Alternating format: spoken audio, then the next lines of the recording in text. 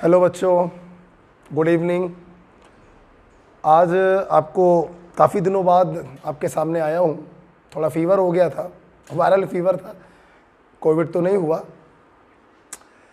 तो आज से आप लोगों को मैं एस और पी ब्लॉक चालू कर रहा हूँ और बेटा तुम लोग पढ़ाई करते रहो। थोड़ा सा जो हम लोगों का 10% सिलेबस रह गया है एस एंड पी ब्लॉक, अपना क्या क्या बाकी है भाई? अपना बाकी है एस एंड पी ब्लॉक, बाकी है अपनी थर्मो बाकी है, काइनेटिक्स एंड एटॉमिक स्ट्रक्चर, ये अपना बाकी है। और मैं आपको बताना चाहूँगा ये अप्रॉक्स 5 to 6 क्वेश्चन का मटेरियल है। लगभग 10-12% जो हम लोग का रह गया है। तो आज से लेक्चर डालना मैंने चालू कर दिया है, तो जल्द से जल्द इनको अपन क्या करेंगे, ख़त्म करेंगे, राइट। तो ये अगर आप लोग ऑफलाइन आ रहे होते तो ये वाली बुकलेट आपको मिलती, अब वो मिल नहीं पाएगी। तो इसका PDF आपको मिल जाएगा ऐप में, तो वहाँ से आप इसको डाउनलोड कर लीजिएगा, प्रिंट आउट निकलवा लीजिएगा, और जब प्रिंट आउट निकलवा लें तब इस वीडियो को देखिएगा, ठीक है। तो चलो बिना समय व्यतीत करे हुए हम लोग चालू करने जा रहे हैं एस एंड पी ब्लॉक। फिर कुछ बातें और करनी है, थोड़ी देर बाद करेंगे, पहले खेल चालू करते हैं। तो आइए, सबसे पहला चैप्टर इसमें है हाइड्रोजन एंड इट्स कंपाउंड। आइए देखते हैं क्या क्या लिखा हुआ है भाई। First member of periodic table, बिल्कुल सही बात है। इस पॉइंट के ब्रैकेट में लिख लो 1H, ऊपर 1 मत लिखिएगा, मुझे एटॉमिक नंबर 1 दिखाना है। क्योंकि फर्स्ट एलिमेंट ये क्यों है? क्योंकि इसका एटॉमिक नंबर 1 होता है। So this is the first element of periodic table. Lightest element of periodic table, इसके ब्रैकेट में आप इसके एटॉमिक मास को दिखाइएगा। लाइटेस्ट एलिमेंट क्यों है? क्योंकि इसका एटॉमिक मास सबसे कम होता है, एग्जैक्ट तो होता है 1.008, ठीक है। तो पूरे जितने भी एलिमेंट इस धरती पर अभी तक ज्ञात हैं उसमें से सबसे लोवेस्ट एटॉमिक मास हाइड्रोजन का ही होता है। So this is the lightest element of periodic table. Most abundant element in the universe, हाँ, इस पूरे ब्रह्मांड में सबसे ज्यादा क्या होता है? Hydrogen. Most abundant element in universe, ठीक है। इस ब्रह्मांड में सबसे ज्यादा क्या है? हाइड्रोजन है। यूनिवर्स बोल सकते हैं या इसके स्थान पर सोलर सिस्टम बोल सकते हैं,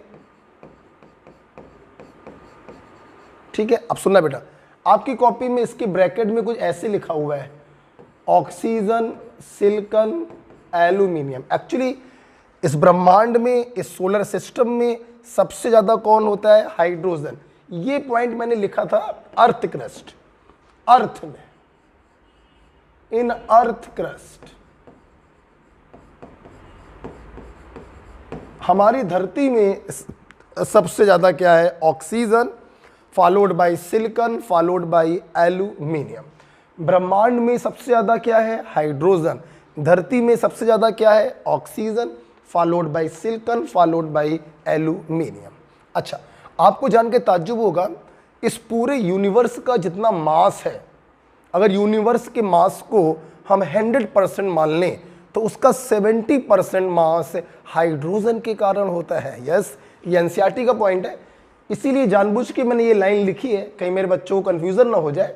तो आप ये लिख लीजिएगा, यूनिवर्स के नीचे सोलर सिस्टम लिख लीजिएगा अगर जगह हो, और वहां से एक लाइन ऐसे करके ले जाइएगा और वहां पे लिख लेना 70%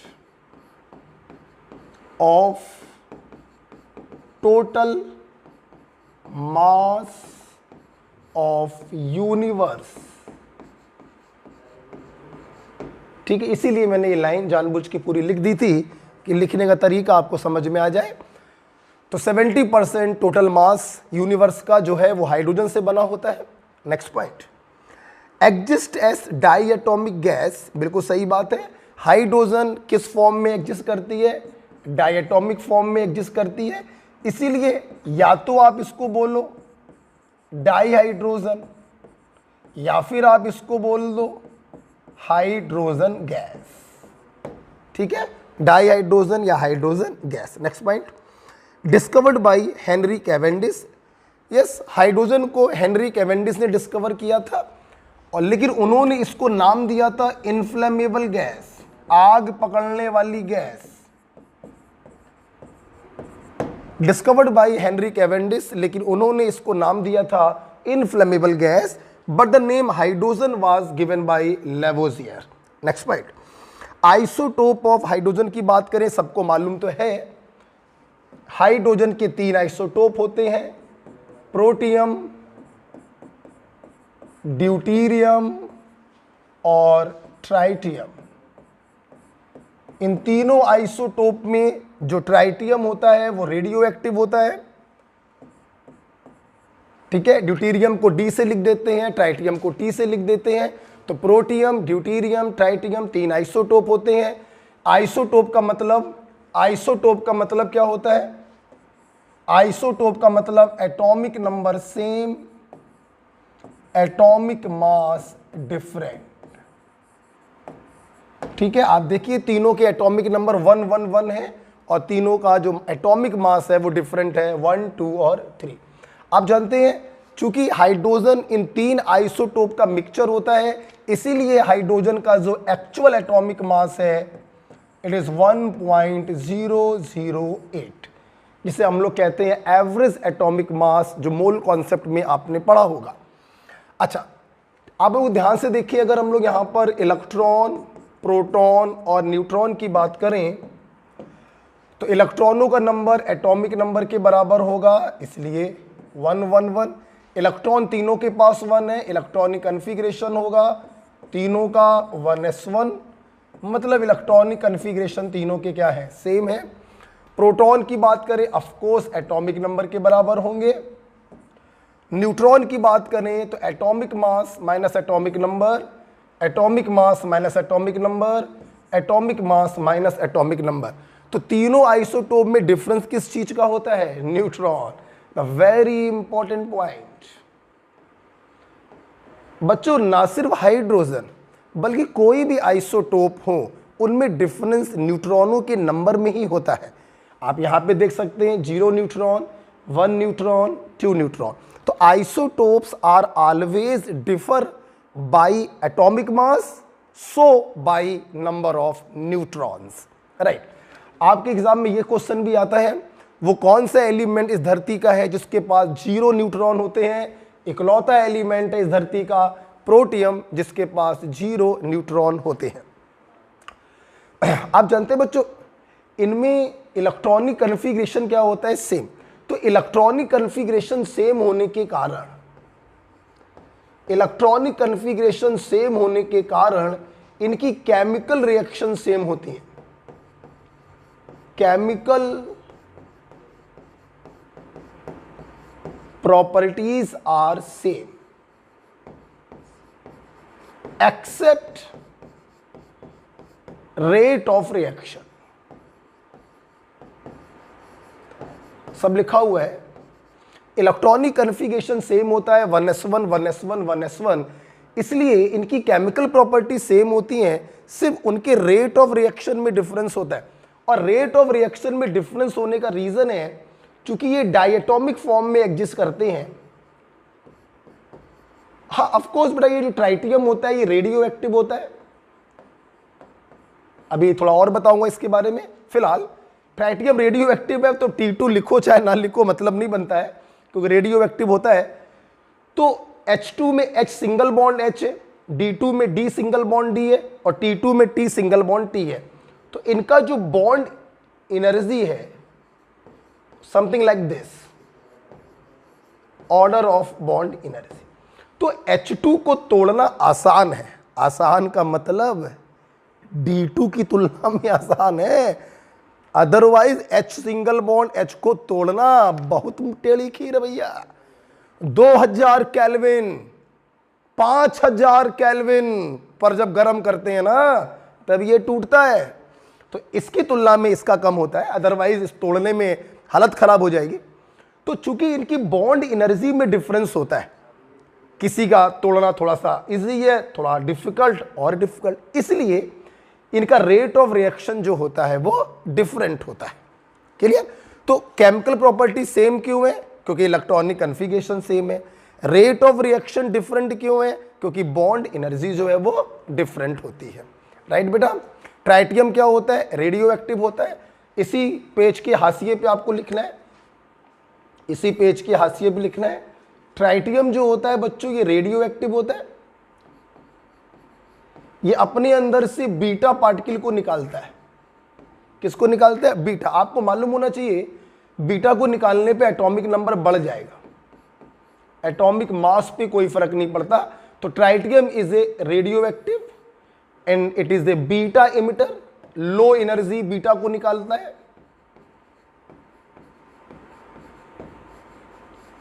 और हीलियम के आइसोटोप में बदल जाता है, ट्वाइस He3, 2 के से 4 लिख गया था। बीटा के निकालने पर एटॉमिक नंबर 1 यूनिट बढ़ जाता है, एटॉमिक मास पे कोई फर्क नहीं पड़ता है। राइट? तो आइए बेटा, अभी तक हम लोगों ने क्या पढ़ा? इसको हाशिए पर लिखना है, ये सब नहीं लिखना है, कुछ भी नहीं लिखना है, सब लिखा हुआ है, बस ये हाशिए पे लिखना है। ठीक है? सुनो, लिख लो, कुछ नहीं लिखना है, बस ये लिखना है, हाशिए पे लिखना है, बाकी सब लिखा हुआ है। आइए, hydrogen first element of periodic table because its atomic number is 1. Lightest element of periodic table because its atomic mass is 1. Actually it is 1.008 because hydrogen exists in 3 isotopic form: protium, deuterium and tritium. Out of these 3 form, tritium is radioactive. It is a beta emitter, low energy beta को निकालकर helium के isotope में बदल जाता है। Isotope में हमेशा number of neutrons का डिफरेंस होता है। प्रोटियम इकलौता एलिमेंट है जिसके पास न्यूट्रॉन 0 होते हैं। इनके इलेक्ट्रॉनिक कन्फिगरेशन सेम होते हैं 1s1, इसीलिए इनकी केमिकल प्रॉपर्टी सेम होती हैं, लेकिन रेट ऑफ रिएक्शन में वेरिएशन होता है क्योंकि इनकी बॉन्ड एनर्जी जो है वो अलग अलग होती है, S2, D2 और T2। राइट बेटा? हाइड्रोजन या जो होता है वो डायटोमिक फॉर्म में एग्जिस्ट करता है। डिस्कवर किया था हेनरी कैवेंडिश ने, लेकिन नाम दिया उन्होंने inflammable gas. The term hydrogen was given by Lavoisier. Right बेटा? आइए और देखते हैं क्या क्या लिखा है। हाँ, most abundant element in universe is hydrogen.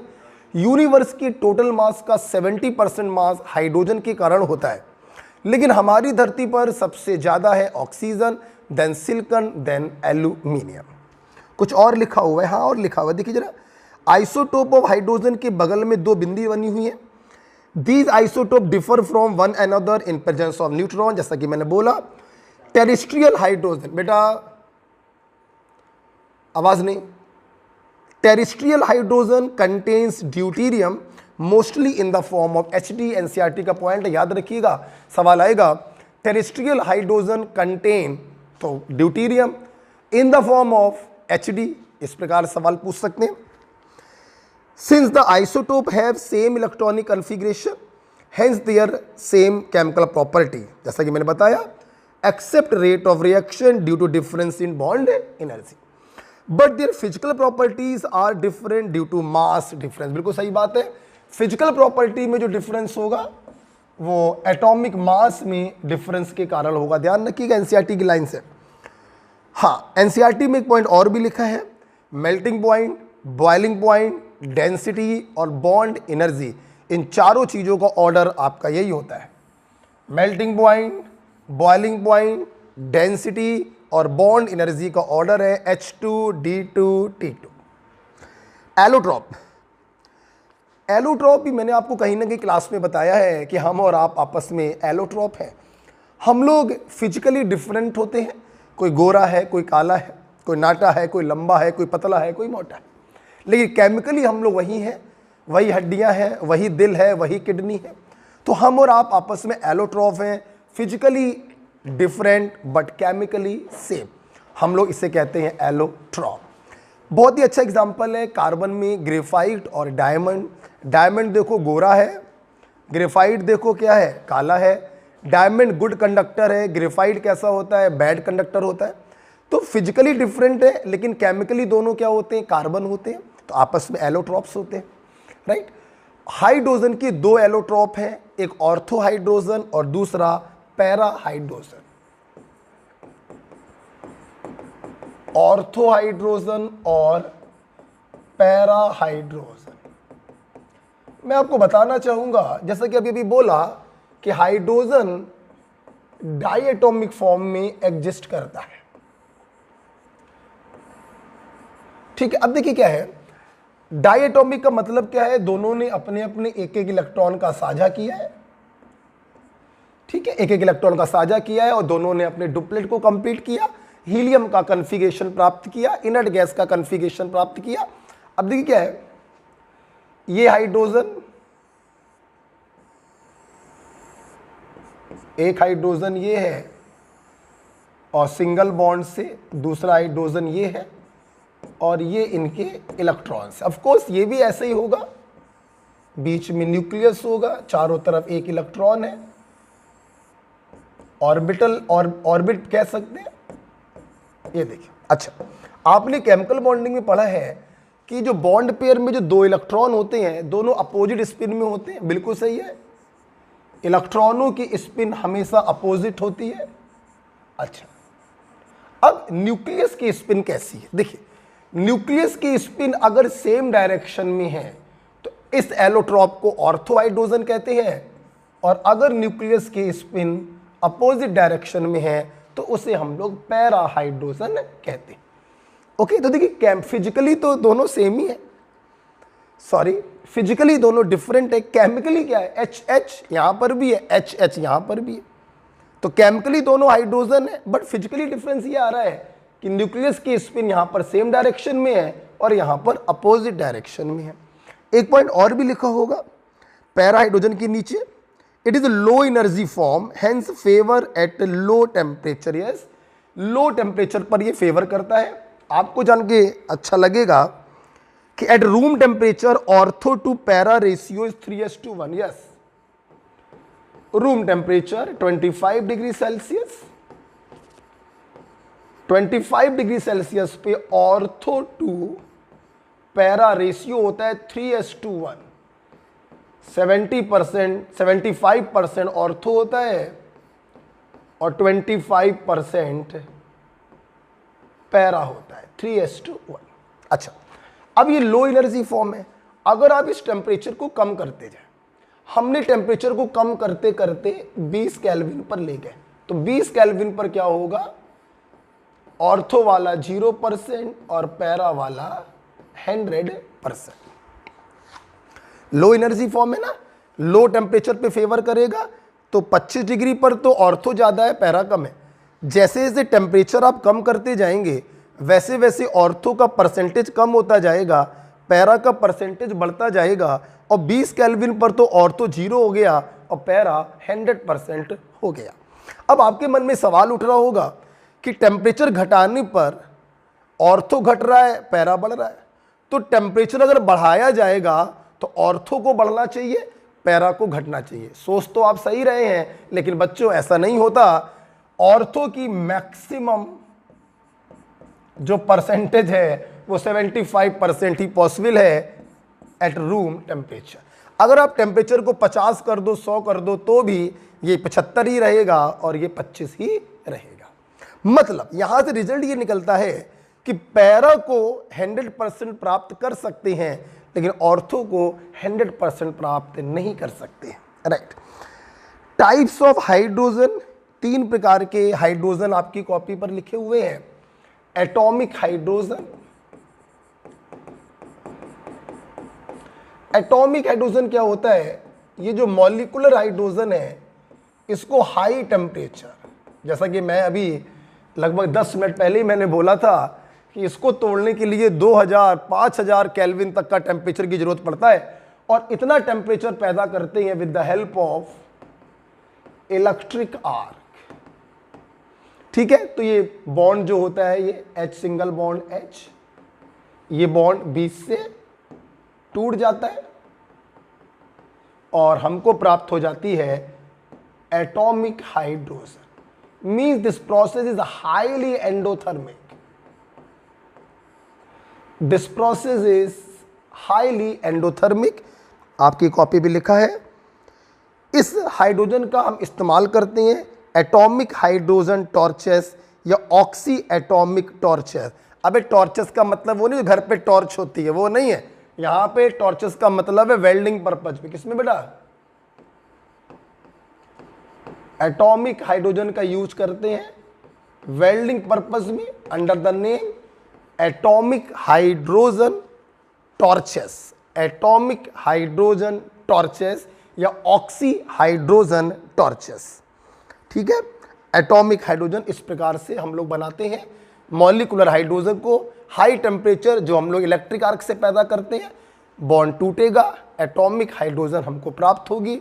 ये रिएक्शन हाईली एंडोथर्मिक होता है और इसका इस्तेमाल करते हैं वेल्डिंग पर्पस में। आप लोग सोच रहे होंगे वेल्डिंग पर्पज में कैसे इस्तेमाल करते हैं, तो बहुत ही आसान है। If the forward process is endothermic then the reverse process is exothermic. हाँ, जहां पे हमें वेल्डिंग करना होता है वहां पे एटॉमिक हाइड्रोजन मॉलिक्यूलर हाइड्रोजन में बदलती है, हाई टेम्परेचर पैदा होता है और उस हाई टेम्परेचर से हम लोहे को जोड़ सकते हैं। लोहा पिघल जाएगा, आपस में जुड़ जाएगा। ठीक है, तो वेल्डिंग पर्पज में यूज करते हैं। दूसरा बच्चों इसमें लिखा हुआ है नेसेंट हाइड्रोजन। देखो यार एक बात बताएं, नेसेंट हाइड्रोजन और एटॉमिक हाइड्रोजन दोनों को रिप्रेजेंट करने का तरीका तो सेम है, तो आखिरकार दोनों में अंतर क्या? अंतर है इन दोनों की प्रोडक्शन में अंतर है। एटॉमिक हाइड्रोजन जहां मॉलिक्यूलर हाइड्रोजन को ब्रेक करके प्राप्त की जाती है, नेसेंट हाइड्रोजन को हम लोग इन सिटू प्राप्त करते हैं। जैसे मान लीजिए जिंक है प्लस डाइल्यूट सल्फ्यूरिक एसिड, ठीक है, तो रास्ते में बनी नेसेंट हाइड्रोजन। अब सुनना मेरी बात, अगर तुम्हें इसका कुछ यूज करना है तो कर लो, और अगर तुमने इसका यूज नहीं किया तो दन से ये बदल जाएगी मॉलिक्यूलर हाइड्रोजन। मतलब नेसेंट हाइड्रोजन को हम स्टोर नहीं कर सकते, can not store. Nascent hydrogen को हम लोग स्टोर नहीं कर सकते हैं, ये रिएक्शन के दौरान बनती है। अगर कंज्यूम होना है तो कंज्यूम करा लो, अगर तुम कंज्यूम नहीं करा पाए तो दन से ये बदल जाती है मॉलिक्यूलर हाइड्रोजन में, तो इट कैन नॉट स्टोर। जबकि एटॉमिक हाइड्रोजन को आप स्टोर कर सकते हो, लेकिन नेसेंट हाइड्रोजन को हम इन सिटू बनाते हैं। इन सिटू हम लोग इसको बनाते हैं, स्टोर नहीं कर सकते हैं। सोर्स लिया, सोर्स ने नेसेंट हाइड्रोजन को पैदा किया, कहीं पर यूज करना है तो यूज कर लो, अगर यूज नहीं कर पाए तो दंड से ये बदल जाएगा मॉलिक्यूलर हाइड्रोजन में। राइट, सोर्सेज वही लिखे हुए, zinc plus dilute H2SO4, aluminium plus NaOH, tin plus concentrated HCl, zinc copper couple plus alcohol. बच्चों एक बात ध्यान रखना, मोर रिएक्टिव मेटल के ऊपर लेस रिएक्टिव मेटल को डिपॉजिट कराया जा सकता है।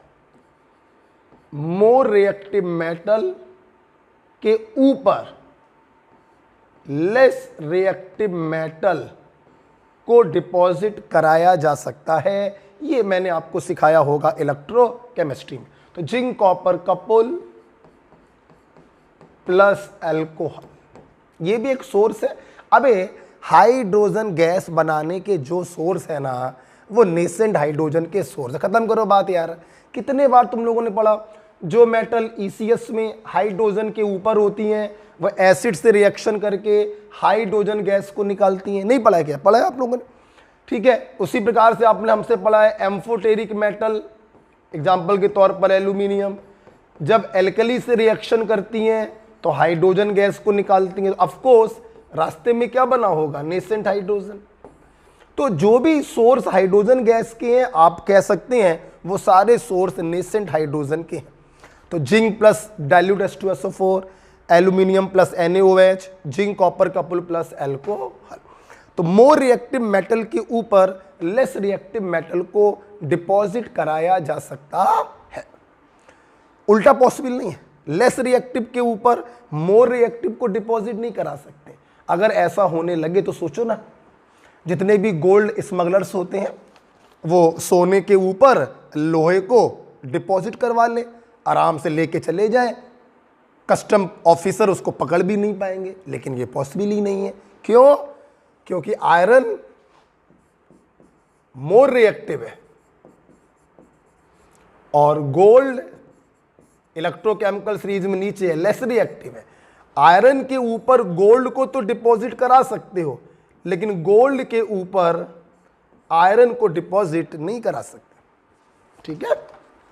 नेक्स्ट बच्चों, मॉलिक्यूलर हाइड्रोजन। अरे इसी को कहते हैं, this is called molecular hydrogen. अच्छा, एक बात आपको बताना चाहेंगे, ये सॉरी दिस इज, ये नहीं, this is molecular hydrogen. Molecular hydrogen के बारे में आपको मैं बताना चाहूंगा कि जितनी भी ट्रांजिशन मेटल्स होती हैं, ये ट्रांजिशन मेटल मॉलिक्यूलर हाइड्रोजन को एडजॉर्ब कर लेती हैं। अब इसे हम लोग कहते हैं ऑक्लूडेड हाइड्रोजन। इसीलिए बच्चों ये जो ऑक्लूडेड हाइड्रोजन होता है, इसे हम लोग स्टोरेज, हाइड्रोजन स्टोरेज कहते हैं। Hydrogen storage and source of energy. ये जो ट्रांजिशन मेटल बच्चों होती हैं, ये बहुत लार्ज क्वांटिटी में हाइड्रोजन को एडजॉर्ब कर लेती हैं। एडजॉर्ब हाइड्रोजन को ऑक्लूडेड हाइड्रोजन कहते हैं और इसका यूज करते हैं हाइड्रोजन स्टोरेज के तौर पर। And hydrogen is a good source of energy because hydrogen is a highly inflammable gas. ये ऑक्सीजन के साथ जलने लगती है और हमको ढेर सारी एनर्जी मिलती है। तो ट्रांजिशन मेटल के द्वारा हाइड्रोजन को एडजॉर्ब कर लेना हाइड्रोजन स्टोरेज कहलाता है और इसका यूज करते हैं सोर्स ऑफ एनर्जी। मैं जो बोल रहा हूं एक एक शब्द एनसीईआरटी से बोल रहा हूं, राइट? ओके, आप जानते हैं ट्रांजिशन मेटल की कैपेसिटी बहुत ज़्यादा होती है और ट्रांजिशन मेटल में भी सबसे ज़्यादा colloidal palladium, platinum, gold, nickel. Adsorbing power का ऑर्डर है। आप याद करिए चाहे मत करिए, कुछ मत करिए याद, हम तो कह रहे हैं अब कोई ज़रूरत नहीं है ये सब याद करने की। ध्यान रखना बस कि colloidal palladium is the most powerful adsorber of molecular hydrogen.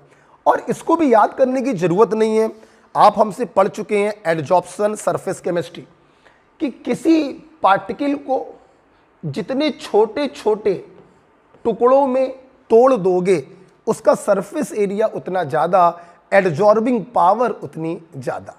Colloidal का मतलब होता है बहुत छोटे छोटे पार्टिकल में आपने तोड़ दिया, सरफेस एरिया बहुत ज़्यादा हो गया, एडजॉर्बिंग पावर बहुत ज़्यादा हो गई।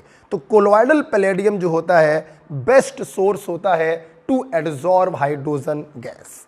ओके, ऑर्डर याद करने की कोई ज़रूरत नहीं है, ये सब बेकार की चीज़ें हैं, अब कोई यूज़ नहीं है, तो ये ध्यान रखिए। और ध्यान रखिएगा, इसे हम लोग कहते हैं hydrogen storage and source of energy. अगले पेज पर देखिए ऑर्डर ऑफ रिएक्टिविटी भी लिखा हुआ है, लर्निंग ट्रिक है बच्चों। Mona,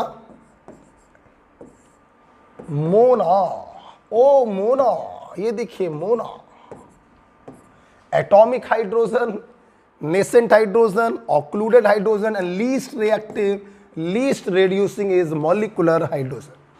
Hydrogen is placed in first as well as seventh group. This is the drawback of modern periodic table. लोग कहते हैं कि ओल्ड periodic table का ड्रॉबैक है हाइड्रोजन की पोजीशन निश्चित नहीं है। अबे अभी क्या कर लिया, क्या उखाड़ लिया? Long form of periodic table में भी हाइड्रोजन की पोजीशन निश्चित नहीं है।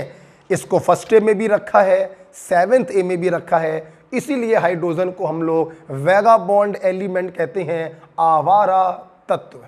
आवारा हूँ, कभी इस चौराहे पे खड़ा हूँ, कभी उस चौराहे पे खड़ा हूँ। क्यों खड़ा हूँ ये मैं नहीं बताऊँगा। हाँ, आवारा हूँ, मेरी पोजीशन निश्चित नहीं है, कभी फर्स्ट ए ग्रुप में हूं, कभी सेवेंथ ए ग्रुप में। हाइड्रोजन की कुछ प्रॉपर्टी फर्स्ट ए से मैच करती हैं, कुछ प्रॉपर्टी सेवेंथ ए से मैच करती हैं। देखिए आपकी कॉपी में लिखा है सिमिलरिटी विथ फर्स्ट ए, बहुत ही अच्छे पॉइंट से ये। हाँ आप देखिए जिस प्रकार से फर्स्ट ए ग्रुप के एलिमेंट इलेक्ट्रॉन को निकालकर यूनी पॉजिटिव कैटायन बनाते हैं, हाइड्रोजन एटम भी एक इलेक्ट्रॉन को निकालकर यूनी पॉजिटिव कैटायन बनाता है। ओके, तो both are electropositive, both are electropositive with +1 oxidation number. आपको जान के खुशी होगी H+ को ही हम लोग P+ कहते हैं, प्रोटॉन कहते हैं, and this is the smallest cation.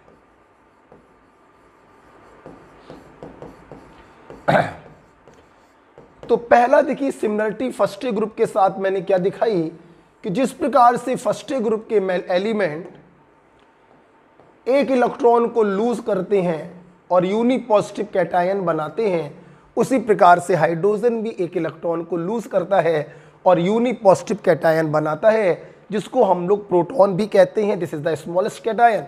Both are electropositive, both source +1 oxidation number, right. ये पहली प्रॉपर्टी आपने देखी। दूसरी प्रॉपर्टी आप देख सकते हैं, जिस प्रकार से फर्स्ट ए ग्रुप के एलिमेंट नॉन मेटल से कंबाइन करके अपना सॉल्ट बनाते हैं, हाइड्रोजन भी नॉन मेटल से कंबाइन करके अपना हैलाइड बनाता है। आप देख सकते हैं हैलाइड H+ X-। तो like first metal hydrogen also obtain at cathode. Of course अगर आप फर्स्ट ए ग्रुप के जो सॉल्ट हैं इनका इलेक्ट्रोलिसिस कराएं तो आप खुद विचार करो, प्लस कहाँ जाएगा? कैथोड पर। तो Na कहाँ पर प्राप्त होगा? कैथोड पर। तो अगर हाइड्रोजन के सॉल्ट का आप इलेक्ट्रोलिसिस कराएं तो ये प्लस कहाँ जाएगा? कैथोड पर। तो हाइड्रोजन गैस कहाँ प्राप्त होगी? कैथोड पर। ठीक है, और ये नॉन मेटल से कंबाइन कर रहे हैं। हाँ बिल्कुल, आप देख सकते हैं हाइड्रोजन हैलोजन से कंबाइन कर रहा है और रिएक्टिविटी ऑर्डर ये तो आपको पूछने की जरूरत ही नहीं है, ऑर्गेनिक से जानते हैं। फ्लोरीन सभी में सबसे ज़्यादा रिएक्टिव होता है, आयोडीन लीस्ट रिएक्टिव होता है। आप जानते हैं फ्लोरीन इतना ज़्यादा रिएक्टिव होता है, रिएक्ट इवन इन डार्क, अंधेरे में भी रिएक्शन कर लेता है। बाकी सभी को सनलाइट की जरूरत पड़ती है हाइड्रोजन के साथ रिएक्शन करने में, लेकिन फ्लोरीन जो होता है वो अंधेरे में भी रिएक्शन कर लेता है। और आयोडीन इतना लीस्ट रिएक्टिव होता है कि रिक्वायर कैटलिस्ट, इसको कैटलिस्ट की जरूरत पड़ती है। ओके, तो सिमिलरिटी हम लोगों ने फर्स्ट ग्रुप के साथ देखी कि यूनी पॉजिटिव कैटायन बनाता है, इलेक्ट्रॉन को लूज करता है, इलेक्ट्रोपॉजिटिव होता है, +1 स्टेट होता है, नॉन मेटल के साथ कंबाइन करता है और इसके सॉल्ट का इलेक्ट्रोलिसिस कराने पर हमें ये कैथोड पर प्राप्त होता है। लास्ट पार्ट प्रॉपर्टी लिखी है, ये पॉइंट आपको लिख लेना है बच्चों, ये लिखे नहीं है, ये भी लिखना है और ये भी लिखना है। Hydrogen is a good reducing agent. बिल्कुल सही बात है, हाइड्रोजन का इस्तेमाल हम लोग करते हैं मेटल ऑक्साइड को रेड्यूस करने में। Hydrogen is used to reduce metal oxide. Metal oxide, hydrogen a reducing agent, oxygen को घसीट लेगा और मेटल ऑक्साइड को रेड्यूस कर देगा। अब देखिए एक बात ध्यान रखिएगा, ऐसा नहीं है कि सारे मेटल ऑक्साइड को रिड्यूस कर सकता है। It reduce to less electropositive metal, to reduce to less electropositive metal. फेकू आयरन के नीचे वाले, आयरन से नीचे,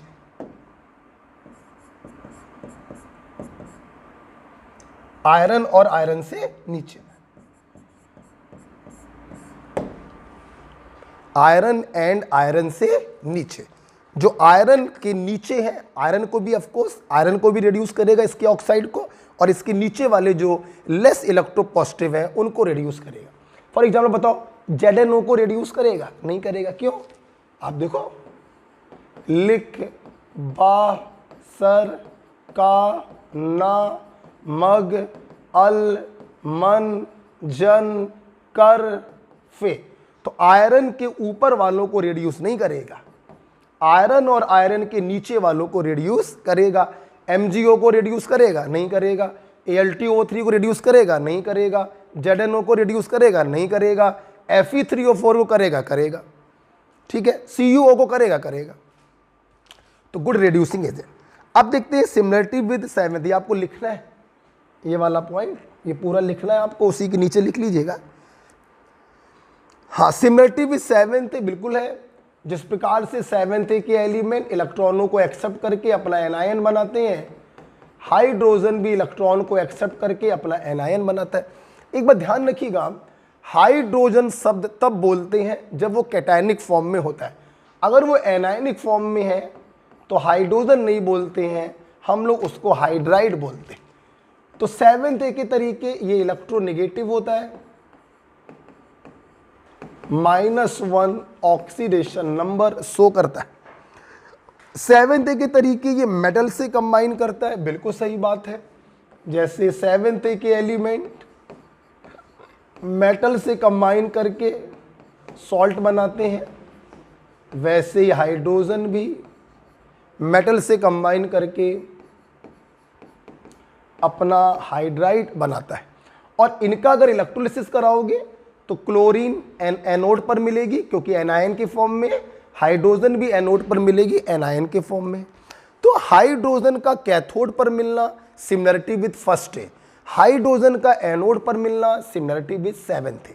+1 ऑक्सीडेशन नंबर फर्स्ट है, -1 ऑक्सीडेशन नंबर सेवेंथ है। नॉन मेटल से कंबाइन करना फर्स्ट है, मेटल से कंबाइन करना सेवेंथ है। एक बहुत ही इंटरेस्टिंग यहां से पॉइंट निकल के आ रहा, सुनिएगा। आप लोगों ने पढ़ा hydrogen is a reducing agent, पढ़ा? आप देखो, जब हाइड्रोजन फर्स्ट ग्रुप की मेटल से कंबाइन करता है या सेकेंड ग्रुप की मेटल से कंबाइन करता है, तो यहां पर देखिए ये ऑक्सीडाइजिंग एजेंट है। हाँ हाँ हाँ हाँ, ये हाइड्रोजन जो एक रिड्यूसिंग एजेंट होता है, जब मेटल से कंबाइन करता है तो आप देखिए ये ऑक्सीडाइजिंग एजेंट की तरह काम कर रहा है। फर्स्ट और सेकेंड की मेटल को ऑक्सीडाइज कर देता है और खुद रिड्यूस हो जाता है। बहुत ही प्यारा पॉइंट है, राइट। हाई आयोनाइजेशन पोटेंशियल, बिल्कुल सही बात है। हाइड्रोजन के अंदर से एक इलेक्ट्रॉन को निकालना बहुत ही टेढ़ी खीर है। आप जानते हैं हाइड्रोजन का साइज बहुत छोटा है, 1s1, एक ही तो सेल है इसके पास, उससे इलेक्ट्रॉन निकालना है, फोर्स ऑफ अट्रैक्शन बहुत ज़्यादा है, एनर्जी बहुत ज़्यादा देनी पड़ती है। मतलब हाइड्रोजन का आईपी बहुत ज़्यादा है। अब बहुत ज़्यादा आईपी फर्स्ट का तो हो नहीं सकता, किसका हो सकता है? सेवेंथ का। तो high IP of hydrogen, this property resembles with seventh, not with first. Okay, reducing power first के साथ, हाई आयोनाइजेशन पोटेंशियल सेवेंथ के साथ। तो आइए, आप लोगों ने देखा कि हाइड्रोजन को हम लोग वैगाबॉन्ड एलिमेंट क्यों कहते हैं, जल्दी जल्दी बोल लेते हैं। फर्स्ट के साथ similarity, electropositive, +1 oxidation number, combine with non metal, obtained at cathode, good reducing agent. Seventh के साथ similarity, -1 oxidation number, electron accepting tendency, electronegative, combined with metal, obtained at anode and high ionization potential, right? हम लोग बात करते हैं preparation of hydrogen की। देखिए बेटा, जहां पे ये हेडिंग पड़ी है प्रिपरेशन ऑफ हाइड्रोजन, उसमें एक एनसीईआरटी की लाइन लिख लो, उसी के आगे लिख लो, प्रेजेंटली 77% ऑफ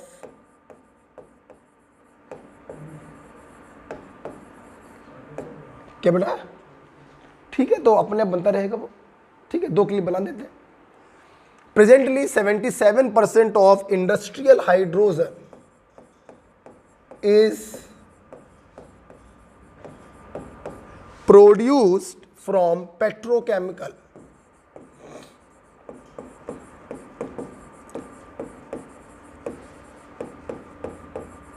and 18%